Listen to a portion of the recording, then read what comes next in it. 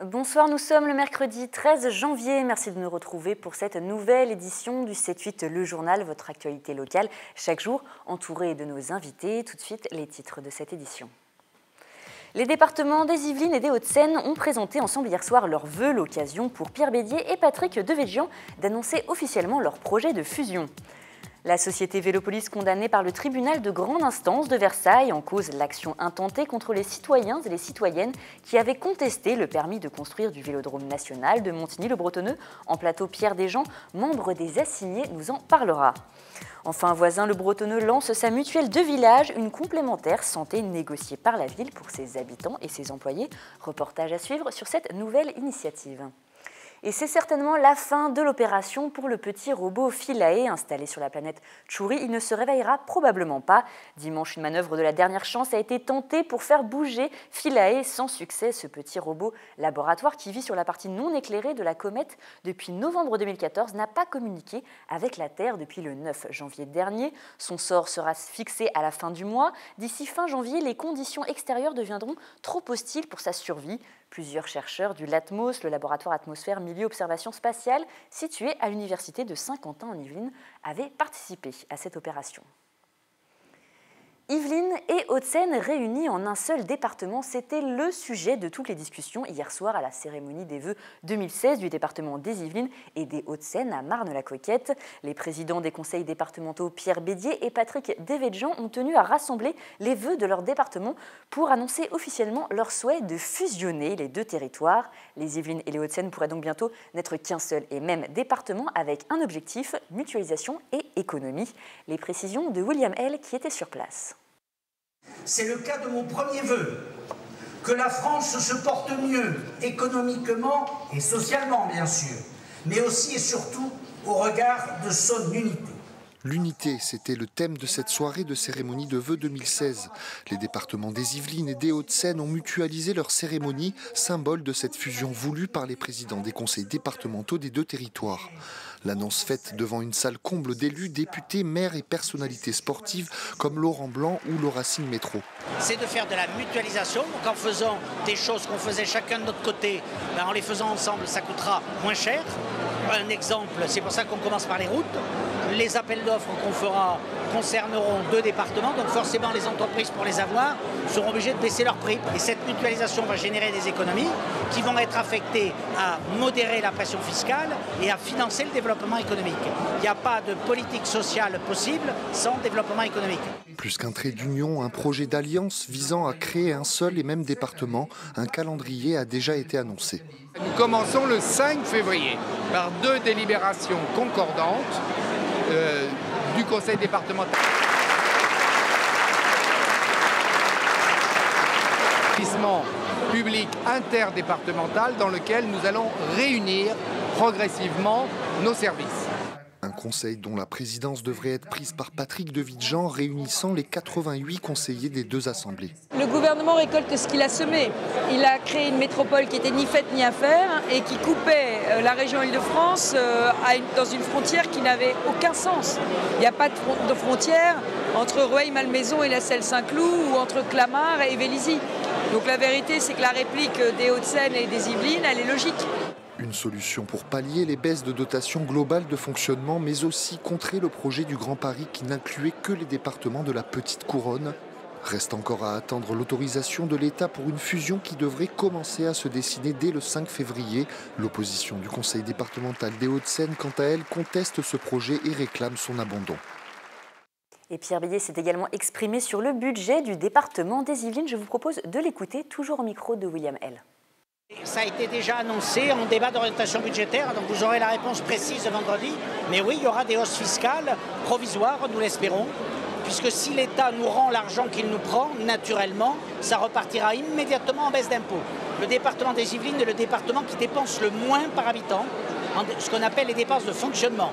Eh bien, on continuera à être celui qui dépense le moins, mais malheureusement, l'État nous prend 200 millions d'euros. Si nous les rendons demain, je promets la baisse des impôts immédiate. Et le budget primitif a été néanmoins préparé fin décembre 2015. Les élus yvelinois se réuniront le vendredi 22 janvier en séance plénière à l'hôtel du département pour voter le budget définitif de 2016. Et nous recevons en plateau Pierre Desjean, membre des assignés. Bonsoir, et merci d'avoir accepté notre invitation. Alors, le tribunal de grande instance de Versailles a condamné Vélopolis à verser 1 500 € à chacun des 6 assignés au titre de dommages et intérêts pour procédure abusive. Alors, Vélopolis a été contacté, je le précise également, pour s'exprimer en plateau, mais ils n'ont pas souhaité donner suite à notre demande. Alors, Pierre Desjean, si nous revenons un petit peu sur l'affaire Vélopolis, c'est une victoire forcément pour les assignés, car cela faisait depuis 2009 que vous battiez. Alors, oui, en fait, nous battons sur le sujet du Vélodrome depuis 2009, mais l'assignation n'est arrivée qu'en 2011. Et autant les procédures auprès du tribunal administratif ont été de notre initiative, celle au tribunal de grande instance, donc l'assignation, est de l'initiative de Vélopolis. Alors, vous protestiez donc forcément contre ce vélodrome et aussi contre les actions intentées à Vélopolis contre vous, contre les assignés. Est-ce que vous pouvez nous rappeler rapidement comment cela s'est un peu déroulé, en tout cas pour le dernier procès? Alors, le dernier procès, qui est donc celui du tribunal de grande instance, c'est intimement lié au précédent qui était au tribunal administratif, puisque le tribunal administratif a tranché sur notre recours en annulation de permis de construire. Au mois de juillet, je crois, 2014. Or, Vélopolis nous reprochait, et c'était une des raisons de leur assignation, de faire une procédure abusive, de ne pas être suffisamment proche du vélodrome. Voilà, suffisamment proche du vélodrome, je cherchais le terme juridique. Le terme, c'est voisin. Voilà, oui, voisin, mais c'est ça, enfin, de ne pas avoir intérêt à agir comme ça. Bon, alors après, bon, ils peuvent toujours baratiner sur l'enfour en fumée du truc, mais le simple fait que le tribunal a statué signifie effectivement que nous étions tout à fait légitimes et que nous avions toutes les capacités juridiques à agir. En plus, le tribunal administratif a reconnu que nos arguments étaient des arguments urbanistiques et qu'ils étaient fondés. Alors, ils étaient fondés. Le tribunal n'a pas jugé qu'ils étaient suffisants pour annuler le permis de construire, mais il faut remarquer une chose, c'est qu'au tribunal administratif, nous n'avons pas été condamnés. Certes, le tribunal a tranché en notre défaveur, mais sans condamnation. C'est-à-dire qu'effectivement, la plainte de Vélopolis concernant cette procédure abusive et le fait qu'on n'était pas apte à ester au tribunal administratif, eh bien, ça tombait tout seul. Voilà, donc le tribunal de grande instance, cette fois-ci, donc, a statué le 8 décembre. Et d'abord, il a commencé par constater que le tribunal administratif, de ce côté-là, avait tranché et nous avait donné raison.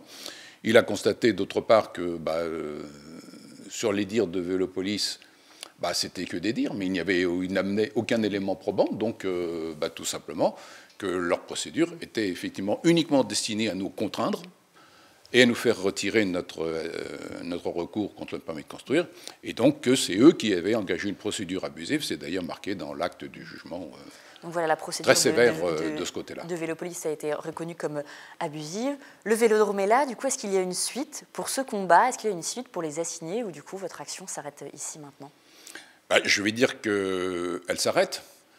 Maintenant, en toute bonne justice, et heureusement que c'est comme ça, chaque partie a le droit de faire appel. Donc aujourd'hui, le 13 janvier, nous n'avons pas de connaissance d'une action de ce genre. Nous, évidemment, nous avons décidé de ne pas faire appel, bien entendu. Vélopolis a toujours la possibilité de le faire. Alors, c'est une date qui est tout à fait un peu incertaine, parce que après, ça entraîne des histoires de procédure, mais pour moi, d'après ce que j'ai compris de la loi, le délai est dépassé, mais je ne suis pas juriste, donc j'ai peut-être pu commettre une erreur d'interprétation. Mais enfin, on va attendre encore un peu. S'ils ne font pas appel, oui, ça se termine. Après, notre avocat va aller voir l'avocat de Vélopolis, demander le paiement, etc. Mais après, c'est purement administratif. Donc pour nous, c'est terminé. C'est la fin, justement, donc, de cette histoire un petit peu de vélodrame et justement des assignés. Merci Pierre Desjean d'être venu merci beaucoup. nous en parler sur notre plateau. Et si la neige n'est pas encore tombée dans le département, comme chaque hiver, le plan hivernal est mis en œuvre par le service de la voirie de Saint-Quentin en Yvelines. Mis en place mi-novembre, il est actif jusqu'à la fin du mois de mars. Stock de sel et saleuse sont les principaux dispositifs du plan de déneigement. Celui-ci s'applique pour la dernière année aux 7 communes de l'ancienne agglomération de Saint-Quentin en Yvelines, avant de s'étendre dès 2016 à Plaisir, Coignères, Maurepas, Villepreux et les Clés-sous-Bois. Un reportage signé Sephora Namani et Fanny Bourdillon. Compétence facultative pour les agglomérations, la gestion de la voirie est prise en charge par Saint-Quentin en Yvelines. Le service hivernal organise chaque année un plan de déneigement du 15 novembre au 31 mars. Cette mission est confiée à un prestataire extérieur. Le but étant de rendre donc un niveau de service le plus rapide possible sur les voiries d'intérêt communautaire qui sont donc des voies de liaison entre les communes et qui également le plus souvent accueillent un trafic de transport en commun. Donc il faut être très réactif pour après pouvoir desservir également les gares et puis tous les équipements publics. Une veille météorologique est assurée chaque jour pendant cette période par le service de la voirie de Saint-Quentin en Yvelines, aidé par les prévisionnistes de Météo France. Cette analyse permet de déclencher le plan de déneigement pour les épisodes glissants ou neigeux anticipés. En cas d'intempéries imprévues, les services ont 1 heure pour réagir. Il y a donc 9 saleuses, une dixième donc de secours lorsqu'éventuellement il y aurait une avarie donc sur les véhicules. Et donc normalement les 2 niveaux de service des itinéraires doivent être réalisés donc sur une durée maximale de 3 heures. La problématique c'est toujours la circulation. Donc pendant les heures de pointe, les saleuses ne peuvent pas rouler ou pas comme il faudrait. Donc c'est problématique entre 8h et 10h et ensuite entre 16h et 18h. Avec les saleuses, on a un stock de sel de 1200 tonnes en début de saison. Parmi les dispositifs, également des bacs à sable le long des chaussées et le déneigement des trottoirs et pistes cyclables. Cette année, le plan hivernal ne concerne que les 7 communes historiques de l'ancienne agglomération de Saint-Quentin en Yvelines. Mais dès 2016, celui-ci intégrera les 5 nouvelles communes. Et l'orientation scolaire et professionnelle se pose souvent de plus en plus tôt pour aider les jeunes. La mairie de Montigny-le-Bretonneux organisait hier, mardi 12 janvier, au pôle jeunesse, la 6e édition de la Nuit des métiers et de l'orientation. Regardez ce reportage signé Sephora Namani et Mélanie Poquet. Intégrer la police, c'est le souhait de Jonathan, 16 ans, élève en seconde générale. Il s'est rendu hier, mardi 12 janvier, à la 6e édition de la Nuit des métiers et de l'orientation de Montigny-le-Bretonneux. Je sais déjà les études à faire pour rentrer justement dans la police. Mais du coup, je vais reposer les questions et ensuite prendre une décision pour la première, donc soit continuer en général ou en professionnel. Il faut effectivement être autonome pour aller chercher l'information. On vous donne effectivement des indications disant qu'il y a tel forum ou tel salon, tout ça, mais il faut vraiment qu'on fasse la démarche, ça vient vraiment de la personne, et de l'enfant et de l'élève, enfin bon, et des parents qui accompagnent en même temps. Définir son projet d'orientation peut être source d'interrogation pour les étudiants du collège à l'université. Pour les renseigner sur les parcours d'études possibles, les filières, les métiers et leurs débouchés, le pôle jeunesse de Montigny s'est associé à Yvelines Information Jeunesse et le SIOP, Centre d'information et d'orientation professionnelle. Il y a un premier test qu'on peut lui faire avec à l'ordinateur où on va lui donner des orientations et après il va avoir un entretien avec une personne qui va l'orienter en fonction de ce qu'il désire. Voilà. Les forums, c'est plus localisé et donc les parents ont peut-être plus de temps pour parler avec les conseillers d'orientation. C'est plus personnalisé, plus individualisé que peut-être les grands salons. Après ce premier contact, les étudiants pourront revenir chercher de la documentation pour approfondir leur projet au pôle jeunesse de Montigny-le-Bretonneux qui désormais héberge Yvelines Information Jeunesse 78. Dans le cadre de la prévention des usages d'Internet, 3 établissements scolaires de plaisir, le collège Blaise Pascal, le collège Guillaume Apollinaire et le lycée Jean Villard, se sont associés pour mener une action d'information en direction des parents. Pour nous en parler ce soir en plateau, Jannick Ryan, bonsoir. Bonsoir. Vous êtes la principale du collège Blaise Pascal. Alors vous organisez aussi avec les autres établissements cette rencontre avec l'association e-enfance également. Elle aura lieu donc demain, jeudi 14 janvier à 19h. Quel est un petit peu l'objectif de cette rencontre justement ? Donc c'est la 2e rencontre de ce type que nous organisons. L'année dernière, c'était au lycée Jean Villard. Cette année, c'est dans nos locaux. Donc l'objectif, c'est de permettre aux parents parents d'être mieux informés sur les utilisations que font leurs enfants de leur téléphone portable, qui au-delà et en général bien plus que l'utilisation de téléphone, est une utilisation de messagerie, de réseaux sociaux, Instagram, Snapchat, qui parfois déborde dans les couloirs des établissements scolaires ou juste à l'extérieur des établissements scolaires. Alors justement, vous avez mis en place donc, cette rencontre parce que vous étiez vous-même, en tant que peut-être principale ou avec les autres principales, confrontés à des problèmes à cause des réseaux sociaux? Oui, il nous arrive parfois d'avoir à gérer des conflits entre élèves qui naissent ou qui se développent ou dégénèrent suite à effectivement des utilisations abusives de ces réseaux sociaux, des images qui sont transportées via ces réseaux sociaux, déformées. Et puis les parents sont assez démunis parce que soit ils ne savent pas que leurs enfants font cet usage, soit ils ne se rendent pas compte des proportions que ça peut prendre. Pardon. Et donc nous souhaitions que les parents puissent mieux comprendre ce qui se passe parfois à leur insu et être informés aussi de leurs responsabilités. Parce que finalement c'est un espace où les adultes ont peu de contrôle et ont peu de visibilité par rapport à ce que font leurs enfants ou même ce que font les élèves justement sur ces réseaux sociaux. Certains parents sont informés, d'autres, et la majorité, le sont beaucoup moins. Est-ce que du coup, il faut que les parents soient informés et qu'ils accompagnent justement leurs enfants dans l'utilisation, alors que peut-être parfois ils ne savent pas forcément aussi bien les utiliser que les plus jeunes? C'est ce que nous pensons, et c'est pour ça que nous avons souhaité renouveler cette information qui a déjà été faite, comme je vous l'ai dit, et qui a rencontré un certain succès l'année dernière. Et il y a eu des demandes de la part de nos fédérations de parents d'élèves pour renouveler cette soirée d'information. Ça accompagne pour le collège Guillaume Apollinaire un temps d'information dans les classes de 5e. Pour le collège Blaise Pascal, un temps d'information qui aura lieu plus tard dans l'année scolaire aussi pour les classes de 5e, avec la même association e-enfance. Et j'espère que ça aura un impact positif sur et les élèves et les parents, parce que parfois les enfants écoutent bien, mais ne transmettent pas toujours. Donc du coup, toute l'année, il va y avoir, au cours de l'année, il va y avoir justement cette session d'information. Oui. Demain, précisément, ça va être un débat, ça va être un échange. Comment ça va se dérouler un petit peu ? Je pense que nous suivrons le même programme que l'année dernière, c'est-à-dire qu'il y aura d'abord une présentation faite par l'animateur d'e-enfance et à tout moment, les personnes présentes peuvent poser des questions. Et donc de ces questions naissent d'autres questions parfois qui permettent effectivement d'enrichir la discussion et de donner des informations plus précises et des références auxquelles les parents pourront aller eux-mêmes pour lesquels ils pourront retrouver des renseignements plus précis sur le site d'e-enfance qui est très facilement accessible aussi. C'est un moyen de prévenir un problème plus grave qui est un petit peu le harcèlement à l'école et qui est un problème de grande ampleur qui est aussi problème avancé par la ministre de l'Éducation, Najat Vallaud-Belkacem, cette année. Tout à fait. Le harcèlement, le cyberharcèlement, qui est quelque chose qui est peut-être encore plus difficile pour nous en tant que personnel de direction, personnel d'éducation à cibler, parce que le cyberharcèlement, il se passe en dehors de la sphère scolaire, il se passe en dehors de la sphère parentale, il se passe aussi en dehors de la sphère scolaire. On ne découvre que quand il y a effectivement des conflits qui apparaissent dans les établissements scolaires. Le harcèlement, on le voit, on peut peut-être plus facilement le prévenir et le traiter que le cyberharcèlement.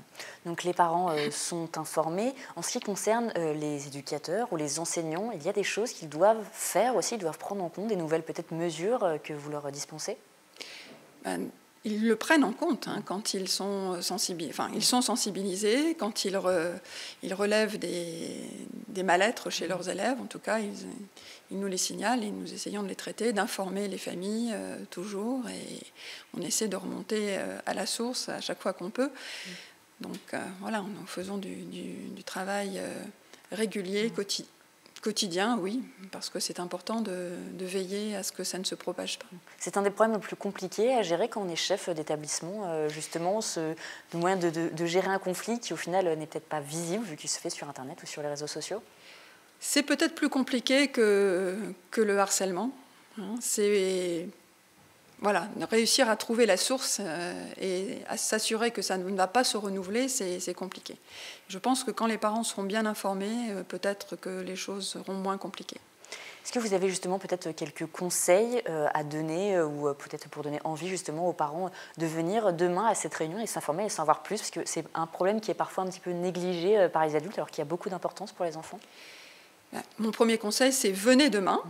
Vous passerez une heure très agréable, je pense, avec beaucoup d'informations et vous en retirerez aussi des informations que vous pourrez retrouver facilement sur le site de e-enfance. Si vous ne pouviez pas venir demain, retenez l'adresse de e-enfance que vous pouvez retrouver sur Internet et prenez le temps de regarder leurs vidéos. Mais je pense que c'est très intéressant d'écouter ce n'est pas une conférence, c'est presque ludique, c'est très intéressant. Merci beaucoup à Jannick Ryan. Alors je le rappelle, la rencontre a lieu demain, jeudi 14 janvier à 19h au collège Blaise Pascal à Plaisir. Et c'est la nouveauté, en ce début d'année à Voisins-le-Bretonneux, la ville vient de mettre en place une mutuelle de village exclusivement réservée aux habitants et aux personnes travaillant dans la commune. Objectif annoncé, faciliter l'accès aux soins avec des tarifs préférentiels. Les détails avec Mickaël Elmidoro et Florent Lamotte. Une mutuelle de village pour faciliter l'accès aux soins à Voisins-le-Bretonneux, c'est la mesure phare annoncée par la maire de la commune Alexandra Rossetti pendant ses vœux vendredi dernier. Objectif de ce dispositif, permettre aux Vicinois et aux personnes travaillant à Voisins d'être couverts à des tarifs préférentiels négociés par la ville.